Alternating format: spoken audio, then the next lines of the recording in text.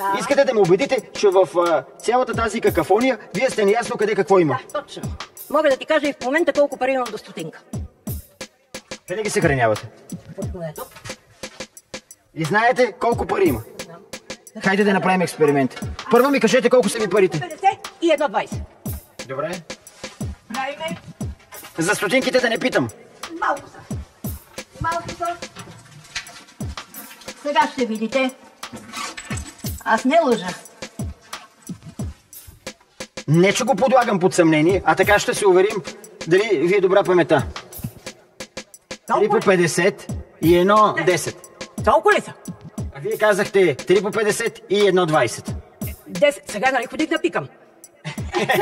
И платихте 10 лева за туалет, нали? Стотинките са тук. Стотинките всичко е тук. Добре, близо сте до истината. Да. Истината си е точна.